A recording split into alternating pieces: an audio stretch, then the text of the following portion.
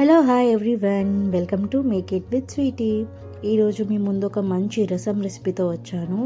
ఇది ఎంత టేస్టీగా ఎంత బాగుందంటే చలికాలంలో ఇలాంటి రసం తింటే ఆహా అసలు చెప్పలేనంత హ్యాపీనెస్ అనమాట. చాలా టేస్టీగా చిన్న పిల్లలు కూడా తినే విధంగా ఉంటుంది. వెళ్ళిపోదాం మరి రెసిపీలోకి. ముందుగా ఒక 5 to 6 టమాటోస్ని తీసుకోండి. ఇవి ఒకవేళ హైబ్రిడ్ టమాటోస్ అయితే అంత పుల్లగా ఉండవు. మన నాటు టమాటోలు అయితే చాలా పుల్లగా ఉంటాయి. మనకు అవి ఎక్కువగా అవైలబుల్ ఉండవు కాబట్టి నేను ఇవి తీసుకొని ఇలా కోసేసి పక్కన పెట్టుకున్నాను. ఇందులోకి మీరు కొంచెం కొత్తిమీరని యాడ్ చేసుకోండి. మీకు కొత్తిమీర యాడ్ చేసుకోకపోతే కొత్తిమీర కాడలు కూడా యాడ్ చేసుకోవచ్చు. ఇలా నేను ఈ వీడియోలో చూపించిన విధంగా బాగా చేతితో స్మాష్ చేయను అనమాట. ఇలా చేతితో స్మాష్ చేస్తేనే ఈ రసంకి టేస్ట్ అనేది చాలా వస్తుంది. ఇలా నేను ఈ వీడియోలో చూపించిన విధంగా ఈ మోతాదులో దీన్ని స్మాష్ చేసుకున్న తర్వాత ఇందులోకి ఒక 2 గ్లాస్ ఆఫ్ వాటర్ని యాడ్ చేసుకోండి. ఆ వాటర్ యాడ్ చేసుకున్న తర్వాత కూడా బాగా స్మాష్ చేసి ఈ పిప్పి ఏదైతే ఉంటుందో దాన్ని సపరేట్గా ఒక ప్లేట్లోకి తీసి పెట్టుకోండి. రసంలో కొంచెం పిప్పి ఉంటే బాగుంటుంది, కానీ మరీ ఇంత పిప్పి ఉంటే అసలు తినలేము.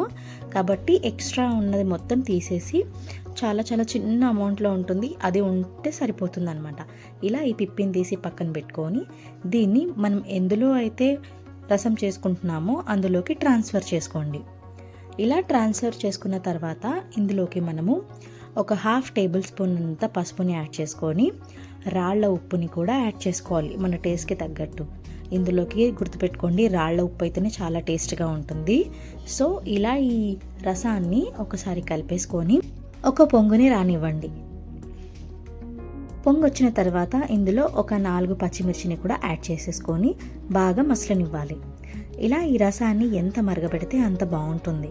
సో ఇందులోకి ఇప్పుడు మనము మంచి మసాలాని రెడీ చేద్దాం.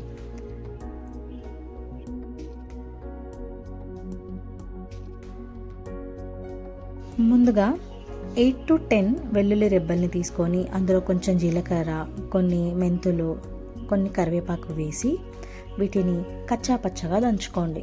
మరీ మెత్తగా అవ్వాల్సిన అవసరం లేదు. కచ్చా పచ్చగా ఉంటే కొన్ని మెంతులు విరుగుతాయి, కొన్ని మెంతులు విరగవు. అలా ఆ కన్సిస్టెన్సీలో దీన్ని దంచుకొని ఒక చిన్న బౌల్లోకి ట్రాన్స్ఫర్ చేసుకోండి.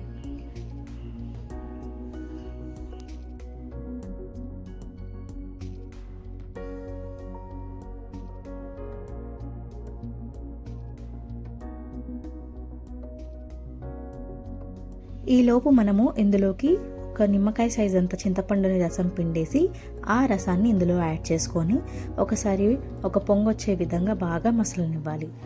ఈ స్టేజ్లో ఎప్పుడైతే చింతపండు వేసిన తర్వాత బాగా మసులుతుందో ఈ స్టేజ్లో మనము ఇందాక నూరు పెట్టుకున్న మసాలాని వేసి ఒకసారి కలుపుకోవాలి. ఆహా, ఇక్కడ అసలు మనం మసాలా వేసిన తర్వాత స్మెల్ ఎంత బాగుస్తుందంటే రసం ఇలా మొత్తం ఇట్లా మన లోపలికి వెళ్ళిపోతుంది అన్నమాట. చూస్తున్నారా అసలు ఎంత మంచిగా బాయిల్ అవుతుందో. ఇప్పుడు దీనికి మనం తాలింపు పెట్టేసుకుందాము. తాలింపుకి ఒక 2 టేబుల్ స్పూన్ అంత ఆయిల్ని కూడా మనం ఇందులో యాడ్ చేసేసుకొని అందులోకి మనము జీలకర్ర, ఆవాలు, కొన్ని పప్పిత్తులు ఉంటే కూడా చాలా బాగుంటుంది, అవి కూడా వేసేసుకొని ఈ పోపులోకి యాడ్ చేసుకోండి. ఇలా ఇవి చిటపటలాడే టైంలో మనము ఒక 4 ఎండుమిర్చిని కూడా తీసుకొని యాడ్ చేసుకోండి. ఎండుమిర్చి కూడా బాగా ఇలా చిటపట అన్న తర్వాత ఇందులో కొంచెం కరివేపాకు వేసేసి ఈ పోపుని ఈ రసంలోకి యాడ్ చేసుకోండి. చూడండి ఎంత బాగుందో.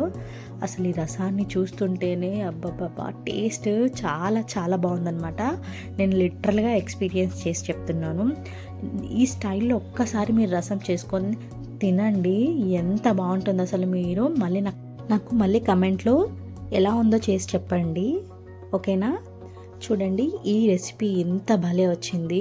చిన్న పిల్లలు కూడా చాలా హ్యాపీగా తింటారండి, నిజంగా చెప్తున్నాను. ఈ చలికాలంలో ఇలా వెచ్చగా టమాటో రసాన్ని, మెంతుల రసాన్ని చేసుకొని తినండి. హెల్త్కి కూడా చాలా మంచిది అండ్ తినడానికి కూడా చాలా బాగుంటుందన్నమాట. సో ఈ రెసిపీ కనుక మీకు నచ్చినట్టయితే, ఇలాంటి రెసిపీస్ మీకు ఇంకా కావాలి అని అనిపిస్తే నా ఛానల్ని ప్లీజ్ సబ్స్క్రైబ్ చేసుకోండి. అలాగే లైక్, షేర్, కమెంట్ చేయండి, ఓకేనా? Bye everyone